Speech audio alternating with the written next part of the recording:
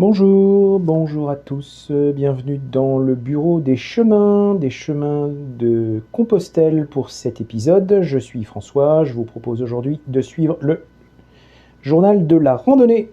Tous les mois, je vous présenterai un nouveau journal en France ou en Europe pour vous aider à choisir votre destination à pied pour vos randonnées ou vos pèlerinages. Voilà, bonjour à tous, je suis très content de vous présenter aujourd'hui, le journal de la randonnée. J'ai eu la chance de parcourir un très grand nombre de chemins de Saint-Jacques et d'autres en Europe, notamment le Camino, alors pour les chemins de Compostelle, le Camino Frances, le Norte, le Camino, la Via de la Plata, le Camino portugais. J'ai aussi parcouru le chemin de Saint-Gilles, le chemin de Robert Louis Stevenson dans les Cévennes, le mythique GR20 au printemps dernier en Corse. J'ai aussi marché sur le chemin des douaniers et le chemin du Trobrez. Vous l'avez compris, la marche au long cours, pour moi c'est une passion. Je vais donc vous parler avec facilité et plaisir de cette passion que j'ai depuis des années. Je vais vous présenter aujourd'hui le chemin de Saint-Jacques qui est, on va dire, le plus mythique, en tout cas le plus utilisé. C'est la voie du Puy-en-Velay. Cette vidéo va durer une trentaine de minutes et ensuite je vous présenterai quelques combines et quelques astuces au milieu du parcours. C'est parti pour la voie du Puy-en-Velay. Alors, la voie du Puy-en-Velay, c'est la diapo suivante, elle fait 739 km pour 32 étapes. 32 étapes plus ou moins, ça dépendra de votre rythme, ça dépendra de la météo.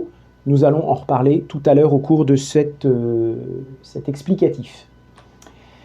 La voie du Puy-en-Velay, elle est en Haute-Loire, c'est le département numéro 43. La ville du Puy-en-Velay est accessible par deux autoroutes, la 75 et la 7, avec un petit peu de voiture, un petit peu de route nationale ensuite, ou elle est accessible en train, en 5 heures de train depuis Paris. Bien sûr, vous n'habitez pas tous dans la capitale, donc il y a un changement à Saint-Étienne ou à Lyon, ça dépend d'où vous venez.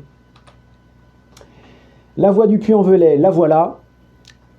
Le Puy, Conques, Figeac, Cahors, Moissac, par là, Moissac, Saint-Jean-Pied-de-Port. Saint-Jean-Pied-de-Port, dernière grande ville en France, avant l'Espagne, avant la frontière espagnole. L'origine de la voie du Puy, bon, je vous le fais court, c'est Godescalc, un évêque qui serait né en plus un 25 juillet, jour de la Saint-Jacques. Bon, ça c'est évidemment invérifiable. N'empêche que ce brave monsieur, en 951, décide de partir à pied à Saint-Jacques-de-Compostelle, et c'est le premier évêque, et c'est même le premier marcheur dont nous avons une trace écrite. Cette voie est l'une des 4 voies jacquaires principales en France. Je vous mettrai une carte juste après. Le chemin de Saint-Jacques, c'est un chemin de liberté, de culture, de réflexion et d'écoute. Bien sûr, vous marchez avec les motivations que vous avez et qui sont personnelles. Cependant, vous vous engagez quand même sur un grand chemin d'Europe. Il y a des millions de pèlerins qui sont passés avant vous.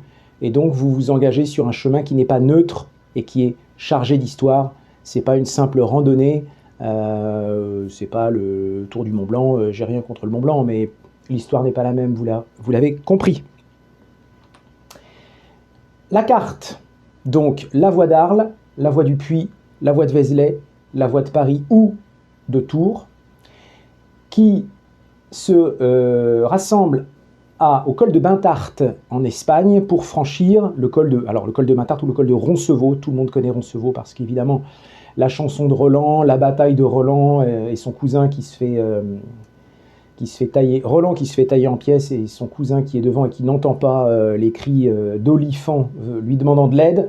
C'est pour ça que tout le monde se souvient de Roncevaux. Le franchissement, le passage de la frontière, il est au col de Bintart. Et la voie d'Arles, elle franchit les Pyrénées au col du Somport. Attention, souvent on me demande « Ah, je vais aller d'Arles à Saint-Jacques en passant par Saint-Jean-Pied-de-Port ». C'est pas le chemin. Voilà, on en reparlera peut-être en fin d'émission. Marcher, c'est bon pour la santé, c'est bon pour votre cholestérol, c'est bon contre l'hypertension, contre l'obésité, ça permet de lutter contre les infarctus. Marcher 4 fois une demi-heure dans la semaine, c'est excellent. On dit qu'il vaut mieux faire 50 fois 1 km que une fois 50 km. Bien sûr, pour que la marche soit bénéfique, il faut que ça soit régulier. Voilà, je vais tout de suite rentrer dans le vif du sujet. La voie du Puy-en-Velay. La voie du Puy-en-Velay, c'est un climat montagnard, en tout cas au départ. Entre Le Puy et Conques, et même un petit peu au-delà, c'est un climat montagnard, donc frais l'été, et frais l'été, et je m'en mêle les pinceaux, froid l'hiver et frais l'été. Voilà. Ce qui m'a troublé, c'est que c'est du climat de mi-saison. Et dans ma Normandie natale, nous n'avons pas de climat de mi-saison. Pardonnez-moi. Attention, la voie du Puy est peu équipée en bureau de poste. Or, il est assez fréquent qu'on charge son sac à dos. On verra tout à l'heure, je vous expliquerai comment est constitué un bon sac à dos. Et puis, on prend son sèche-cheveux, on prend 3 serviettes de toilette, on prend 5 t-shirts, 2 pulls, 3 paires de chaussures. Bon, en fait, tout ça, vous l'avez dans le sac à dos. Et au bout de 2 jours, vous comprenez que vous avez pris beaucoup trop d'affaires. Donc, qu'est-ce qu'on fait? On va au premier bureau de poste et on renvoie ses affaires. Le souci, c'est qu'il y a assez peu de bureaux de poste. C'est pour ça qu'il y a des pèlerins qui abandonnent leurs affaires dans des gîtes et c'est les suivants qui en profitent s'ils n'ont plus de serviettes de toilette ou s'il y a des choses qui leur conviennent. C'est un chemin assez fréquenté, entre 15 et 27 000 marcheurs, pèlerins, randonneurs par an. Il faut moduler cette estimation parce qu'il y a des gens qui le font une semaine, 10 jours et une semaine. On verra tout à l'heure qu'on peut couper la voie du Puy en plusieurs tronçons différents pour les gens qui sont salariés, qui n'ont que 5 semaines de congés payés. On ne peut pas faire la totalité du chemin en une seule fois. Voilà, la carte du climat, vous avez donc le Puy-en-Velay, c'est le point noir, la zone bleue, c'est le climat montagnard, donc froid l'hiver, frais l'été. Ensuite, un climat du sud-ouest, avec quand même une zone chaude au milieu, et ça correspond au Gers. Là, le Gers, ici les Landes. Donc dans le Gers, il peut faire très chaud. Voilà, je passe vite sur le climat, parce que là, ce que je vous ai dit, c'est une généralité, mais évidemment, la météo est très changeante. Nous voici sur une carte d'Europe. Voilà, Saint-Jacques est ici, c'est en Espagne. Et pour la petite anecdote, je suis toujours lié d'amitié avec Yvette, du sud-ouest, de pas très loin de Toulouse. Et Yvette, elle est partie un jour de Varsovie. Vous voyez, Varsovie, ça n'est même pas sur ma carte. Elle a mis 5 mois. Alors, la distance, nous l'avons vu, 739 km, avec des petites variantes, assez peu nombreuses finalement. Il n'y en a qu'une importante, c'est la variante de la vallée du Célé. Vous avez 87 km, le Célé c'est une rivière, hein, bien sûr, contre 91 par le chemin habituel. On peut dire donc qu'il y a match nul entre les deux parcours. Il y en a un qui est plus équipé en gîte que l'autre. Celui qui est le plus équipé, c'est celui qui passe par le chemin habituel. La vallée du Célé a un petit peu moins d'hébergement que de l'autre côté par le chemin habituel. Le rythme, ben, ça dépend de votre condition physique. Si vous suivez la totalité du guide officiel, le guide Le Père, vous aurez 32 étapes, mais certains sont de très bons marcheurs, d'autres sont des randonneurs moins aguerris. Ça dépendra donc de l'entraînement, la météo et la période à laquelle vous faites ce parcours.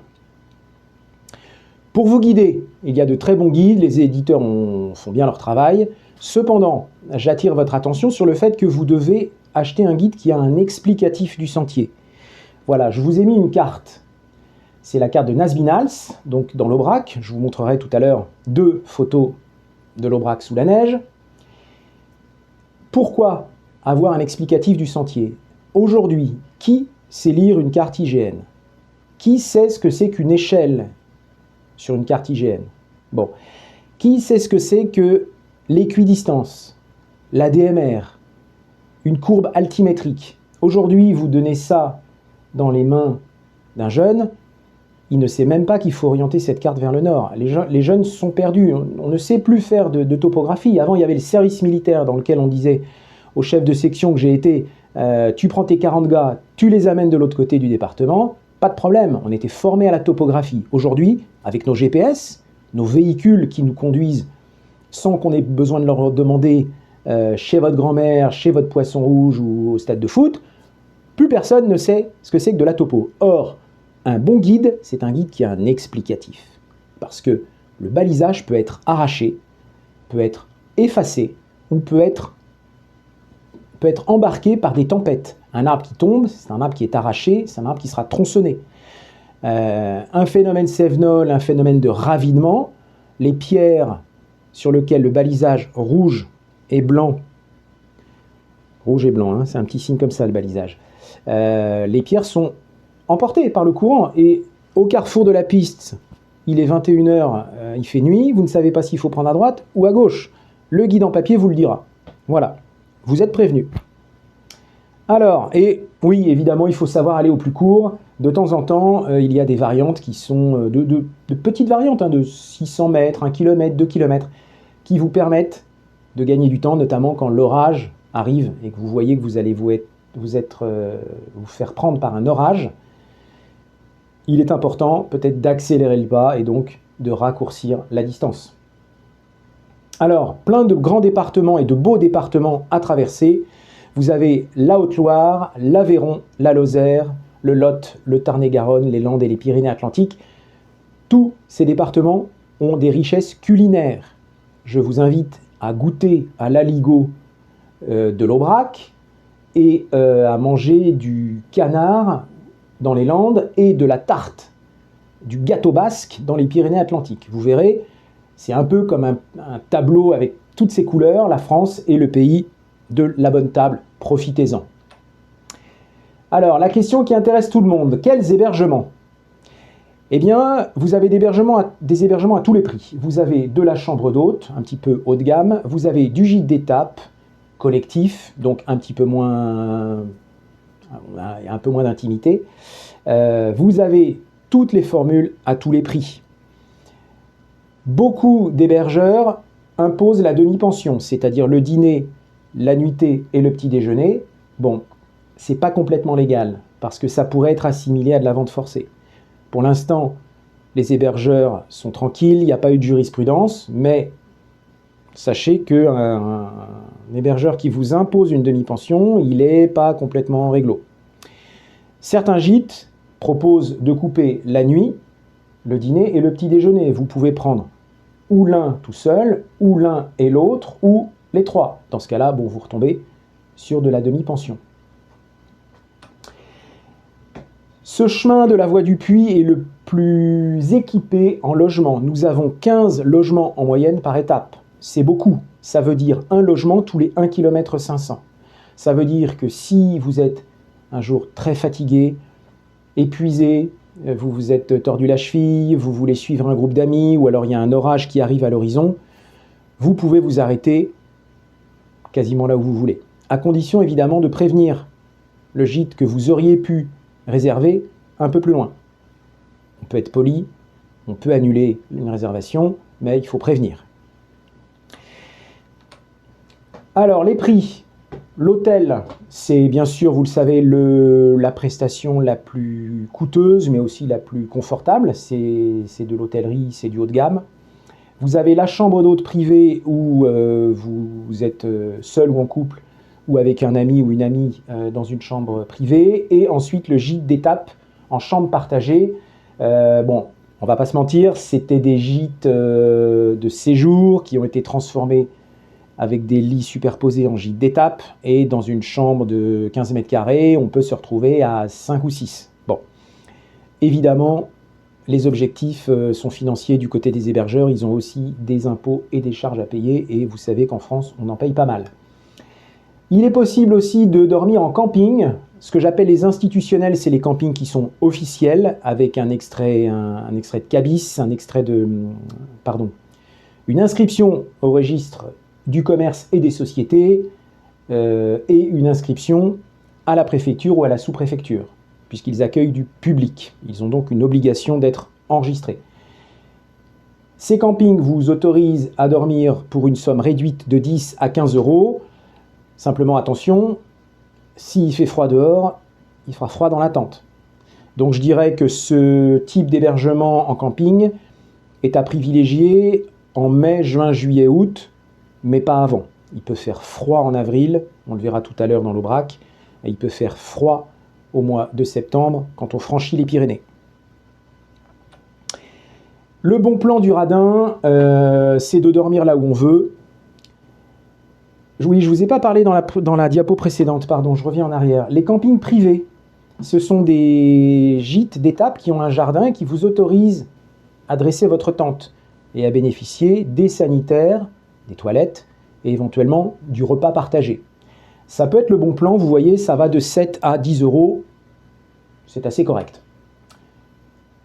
Je reviens à ma tente, une place. 1300 grammes, alors 1300 grammes, 1 kg 300 en plus à porter, mais avec ça, vous dormez partout. Il y a même une tente beaucoup plus légère que j'ai testée sur le GR20 l'année dernière. Elle fait 900 grammes, mais il faut savoir qu'il faut avoir avec vous les bâtons de marche. La tente qui fait 900 grammes, qui coûte un peu cher, elle doit coûter 145 euros, elle ne se monte qu'avec les 2 bâtons de marche que vous mettez ici dans la tente. Si vous n'avez pas de bâton de marche, la tente ne peut pas être montée. Voilà, il faut le savoir. La préparation. Alors, il faut se préparer physiquement. Vous vous engagez sur un chemin où vous allez marcher 12 fois plus sur une journée que ce que vous faites habituellement dans l'année. Évidemment, il faut avoir une condition physique correcte. Il faut nager un petit peu avant, faire du vélo, ce sont ce qu'on appelle des sports portés. Et les sports portés épargnent vos articulations. Et ensuite, une fois qu'on s'est un petit peu préparé, on se lance à pied avec un sac à dos. Il faut au moins se préparer, les sportifs disent qu'il faut se préparer 3 mois avant. Voilà, si vous êtes déjà en bonne condition physique, ce sera de l'entretien. Si vous n'avez jamais marché de votre vie, commencez tôt votre préparation. Voilà, le secret de la réussite, c'est d'anticiper. C'est aussi d'avoir un sac à dos léger. Pour un homme, 12 kg maximum. Pour une femme, 10 kg maximum. L'indice que vous avez un poids qui est correct, c'est que vous n'avez pas mal sur les épaules. Là, vous avez un muscle et vous avez un os. Si vous avez des douleurs de chaque côté des épaules le soir en arrivant, ça veut dire que vous portez beaucoup trop. Et donc, ça veut dire qu'il va falloir trouver une poste, renvoyer à la maison ce qu'il y a de plus, ce qu'il y a en trop dans votre sac. Et s'il n'y a pas de poste, ou vous êtes condamné à porter, ou vous abandonnez certains objets dans les gîtes. Il y a des gîtes qui ont des collections de serviettes de toilette et des collections de chaussures d'allègement, de tongs et de chaussures de douche. Voilà le fameux sac à dos. Ça, c'est un sac à dos de 60 litres. Moi, je conseille un 50 litres parce que 50 litres, c'est suffisant. J'ai fait 4 fois le Camino de Santiago en Espagne, le Camino Finfes, et je l'ai fait avec mon sac de 50 litres et je n'ai jamais manqué de rien. Ce qu'il faut éviter, c'est de mettre son duvet et ses affaires à la pluie. Et la meilleure des protections, c'est d'emballer dans votre sac à dos la totalité de vos affaires dans un sac plastique. Vous savez que la pluie tombe par le haut et elle tombe aussi par le haut dans votre sac à dos et l'eau descend vers le bas. Et au bout d'une demi-heure, tout votre sac à dos sera trempé. Votre duvet et votre linge sec. Si vous arrivez mouillé au gîte et que vous ne pouvez pas rentrer dans des vêtements secs, vous allez être malade. Donc, la bonne astuce, c'est de réemballer dans des sacs plastiques vos affaires. Quoi mettre dans le sac à dos? Alors, évidemment, un duvet, c'est obligatoire. Beaucoup de pèlerins, de randonneurs considèrent qu'ils vont trouver dans les gîtes d'étape pas des serviettes, mais enfin bon, voilà, vous m'avez compris, des couvertures. Elles ne sont pas toujours très propres. En fin de saison, vous ne savez pas qui a mis ses pieds de randonneur, dans quel sens de la couverture.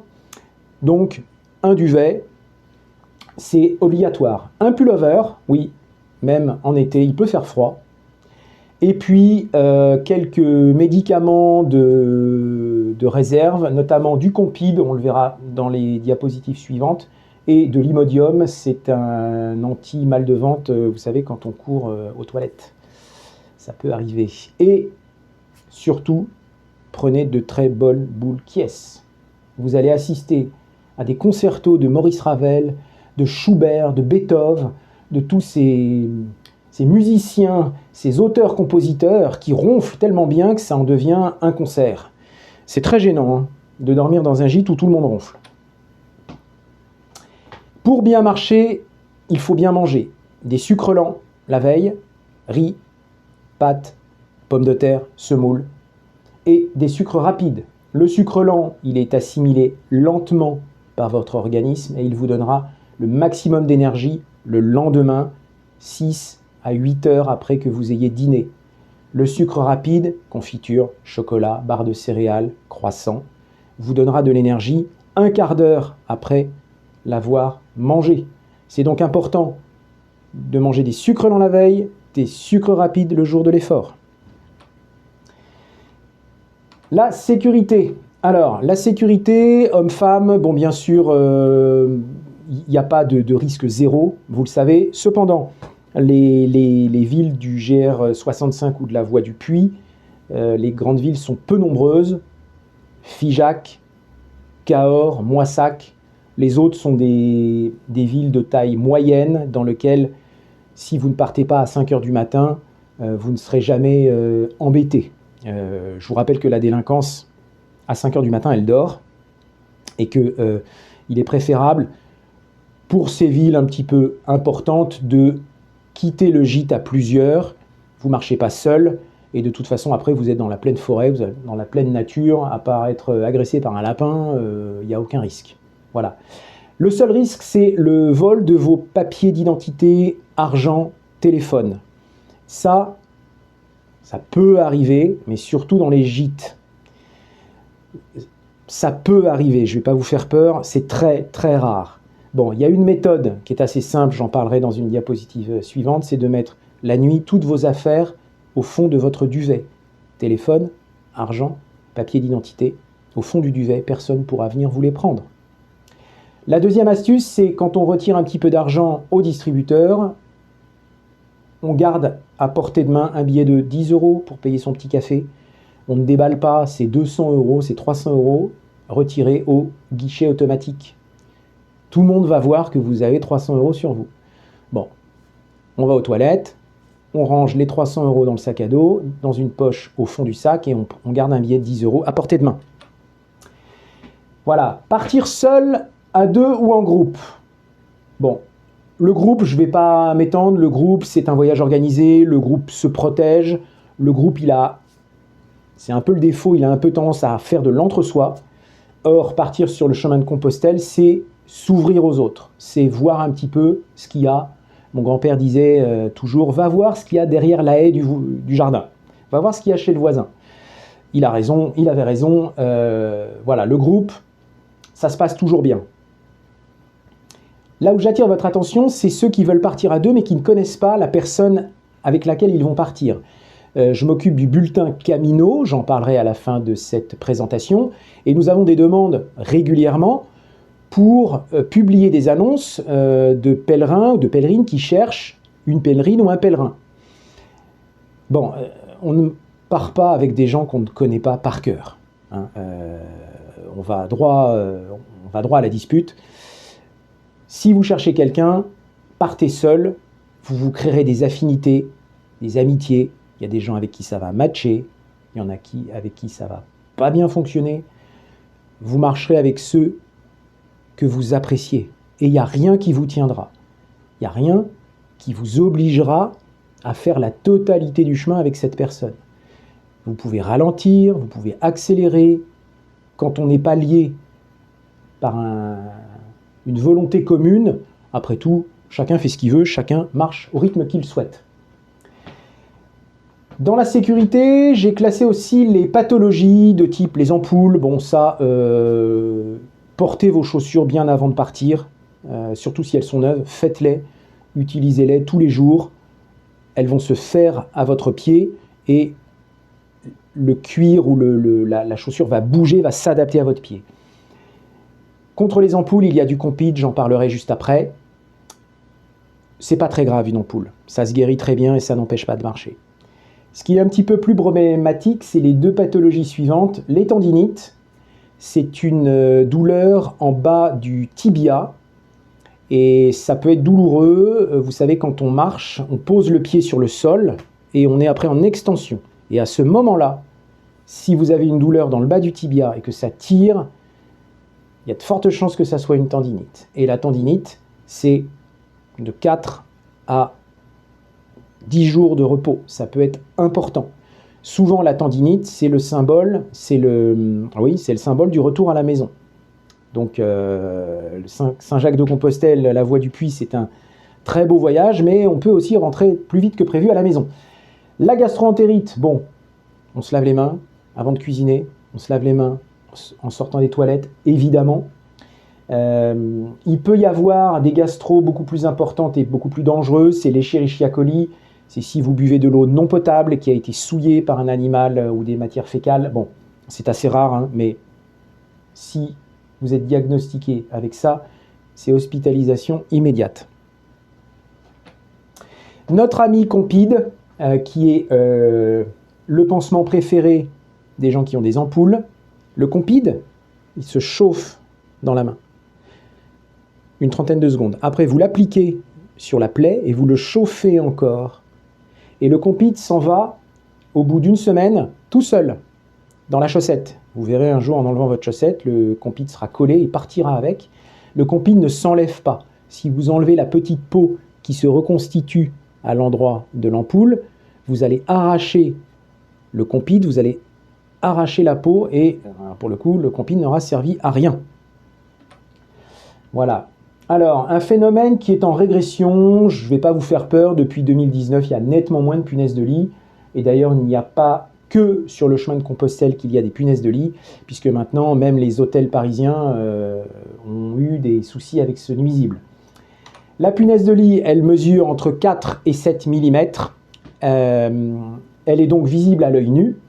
Et la punaise de lit attaque ses victimes quand ils dorment.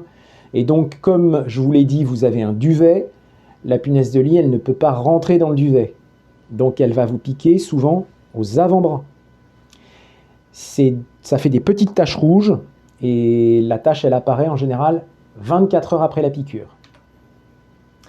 La punaise de lit se cache dans les plinthes, les tringles à rideaux, les tables, les coins de tapisserie, les plaques électriques, les systèmes électriques mal posés.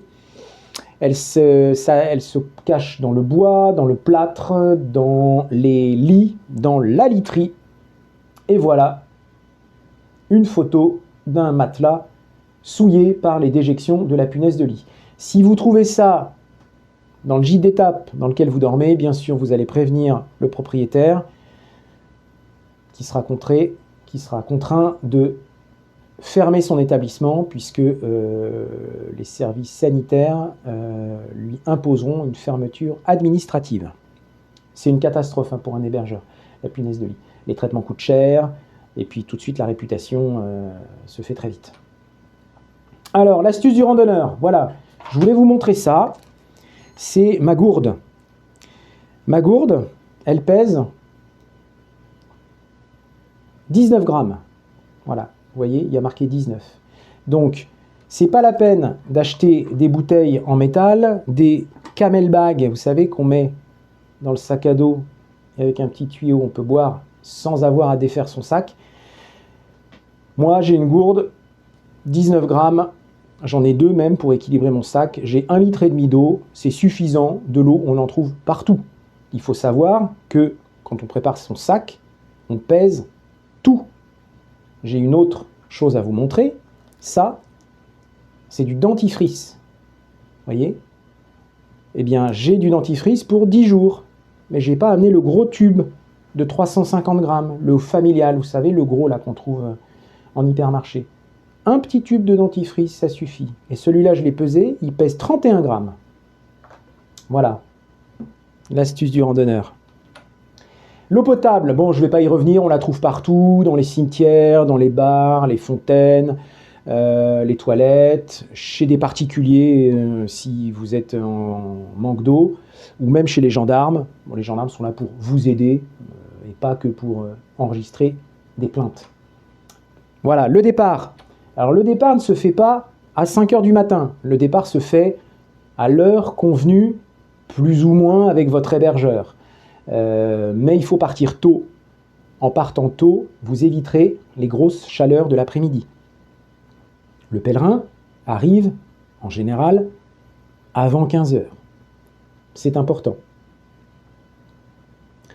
Attention aux messages du type « le gîte est fermé à 22 heures, fermé à clé, vous ne pouvez pas aller faire la fête et revenir à minuit, tout est fermé ». Alors d'abord, si vous marchez, vous ne ferez pas la fête.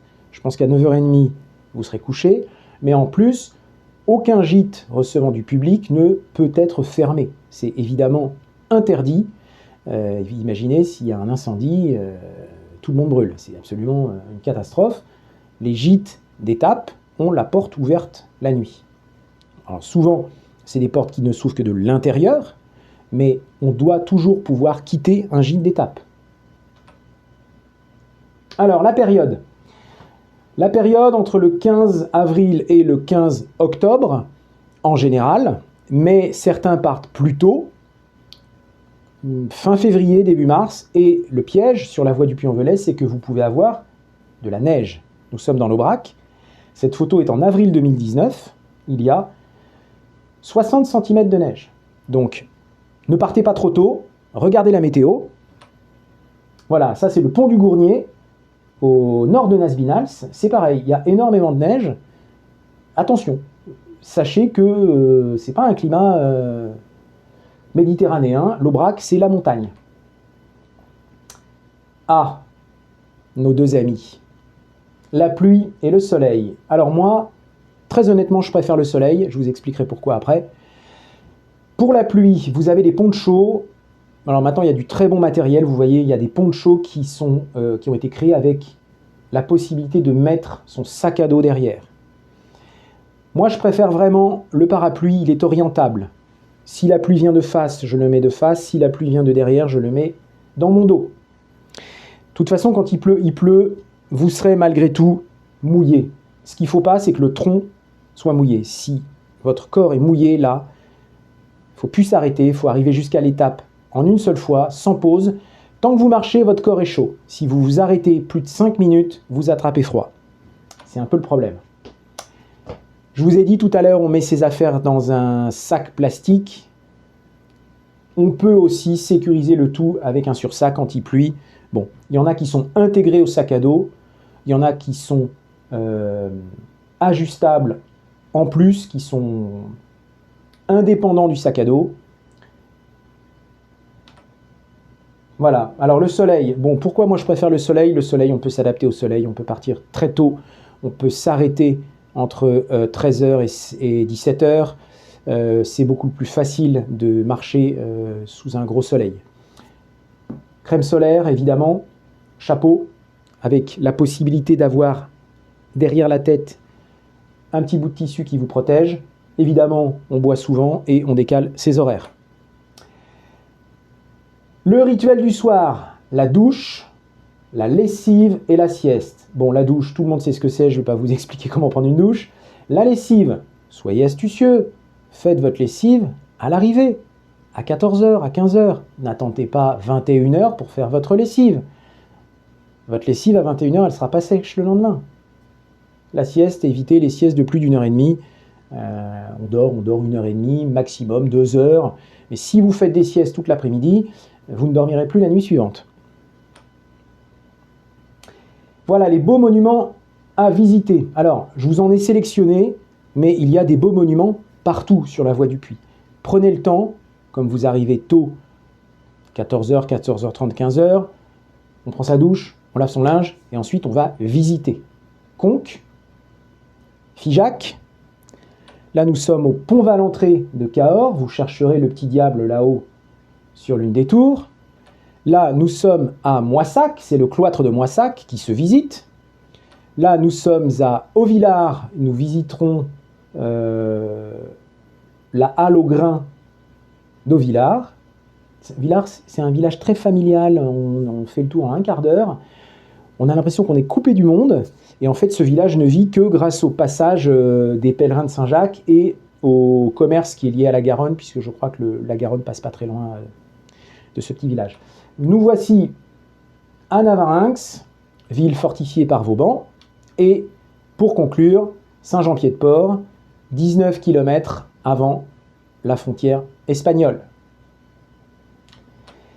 Le retour. Alors le retour, vous pouvez le faire en taxi de la Marne, en biplan, en train à vapeur ou en bus des années 60.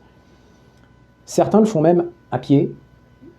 Donc ceux qui font la totalité du chemin, c'est 2 mois pour aller à Saint-Jacques. Si vous faites le retour, c'est 4 mois. Voilà. Prévenez vos proches.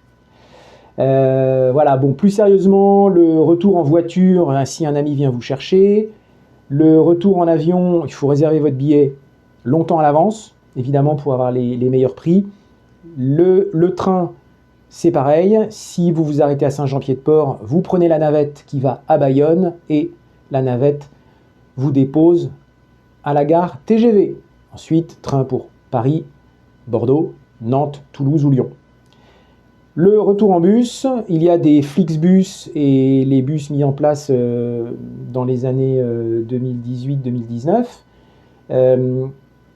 Il faut aller, alors ce que je vous dis c'est de mémoire et je crois qu'il faut aller sur Bayonne ou Biarritz ou Hendaye pour avoir des bus qui remontent sur la partie nord-ouest de la France. Le retour, donc en train, je viens de vous en parler, il y a suffisamment de gares pour rentrer en train. Vous pouvez rentrer depuis Monistrol d'Allier, Saint-Chély d'Apcher, Decazeville, Figeac, Cahors, Moissac, Aire-sur-la-Dour, Orthez et donc Saint-Jean-Pied-de-Port, je vous l'ai dit, puisqu'il y a une navette 4 fois par jour qui va à Bayonne. Être sur le chemin pour rester la tête dans votre téléphone. C'est la question que je vous pose. Non, vous n'êtes pas parti sur l'un des plus grands, l'un des plus beaux chemins d'Europe pour rester collé le nez dans votre téléphone. Le téléphone, je vous le rappelle, c'est un outil, c'est pas un but. Le téléphone, vous le laissez au fond de votre sac à dos. Vous appelez votre grand-mère, vous appelez votre copine, votre copain, votre poisson rouge le soir à l'étape. Mais ouvrez la tête, partir sur les sentiers, c'est allez voir ce qu'il y a derrière la haie du voisin. Faites-vous des amis, discutez, partagez, tournez-vous vers les autres. Saint-Jacques, c'est d'abord un chemin de rencontre. Alors, il est possible de faire la voie du Puy en plusieurs fois. Cependant, attention, vous allez avoir des frais de transport aller et retour, donc il faut avoir un petit budget. Ce qui est fait habituellement, c'est le Puy-Conques, en 9 ou 10 jours. Vous avez une gare à Decazeville. Ensuite, c'est Conques-Cahors. Puis, après, ça peut être Cahors-Moissac ou Cahors-Aire-sur-la-Dour. Et Aire-sur-la-Dour, Saint-Jean-Pied-de-Port. On peut, si on est bon marcheur, honnêtement, on peut faire ça en moins de 9 jours. Moi, je l'ai fait en 8 jours. Ça, je l'ai fait en 4. Après, je ne me souviens plus. Voilà, ça dépend bien sûr du rythme de marche que vous êtes capable de fournir. La crédentiale, la voilà, c'est un carnet obligatoire que vous faites tamponner tous les jours au gîte par votre hébergeur. Paf! Coup de tampon. Ce carnet du pèlerin vous garantit l'accès aux gîtes communaux paroissiaux qui existent encore sur la voie du Puy. Il y en a peu, j'en ai compté 7, mais vous pouvez être logé pour une quinzaine d'euros. Vous avez un dortoir collectif, vous avez accès à une cuisine, vous avez accès à des sanitaires. C'est précieux et surtout, ce sera l'un des seuls souvenirs qui vous restera à votre tour de Saint-Jacques-de-Compostelle. Il est aussi obligatoire en Espagne, bien sûr. Si vous avez des questions, vous pouvez m'écrire à bulletin camino, bulletinCamino@aol.com. Si j'ai la réponse, je vous réponds et je vous abonnerai à notre e-journal Camino. C'est un journal qui ne parle que des chemins d'Europe, et pas que de Saint-Jacques, hein.